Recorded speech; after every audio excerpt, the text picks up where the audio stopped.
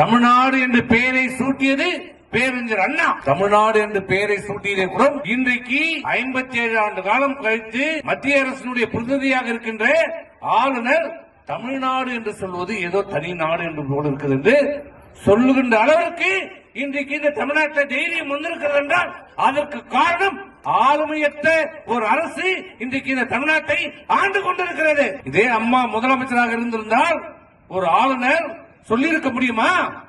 காலையில சொல்றாரு, நாங்கள் ஆளுநரை புறக்கணிக்கிறோம், ஆளுநரை ஏற்றுக்கொள்ள மாட்டோம், ஆளுநர் கொடுக்கிற டீயே நாங்க குடிக்க மாட்டோம், சாயந்தரம் போய் நக்கி நக்கி குடிக்கிறோம். வெக்கம், மானம், சூடு, சொரணை இல்லாம எல்லாம் போய் உட்கார்ந்து குடிக்கிறோம். அப்புறம் மறுநாள் காலையில சொல்றான் தமிழ்நாடு அரசுக்கு இந்த மத்திய அரசாங்கம் துரோகம் இழைக்கிறது, ஆளுநர் கையெழுத்து போட மாட்டாரு.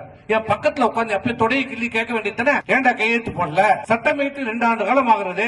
சித்தா மருத்துவ பல்கலைக்கழகம் அமைக்கப்பட வேண்டும் என்று சட்டம் இயற்றப்பட்டு இன்னும் உங்கள் மேஜையிலே இருக்கிறதே, அதுல ஏன் கையெழுத்து போடல? நீ கையெழுத்து போட, நான் டீயை குடிக்கிறேன்னு சொல்லிருக்கலாமா? ஆனா இன்னைக்கு பத்திரிகையில கொடுக்குறான் அந்த அமைச்சர், அந்த சுகாதார அமைச்சர் சொல்றார், ஆளுநர் இன்னும் கையெழுத்திடவில்லை.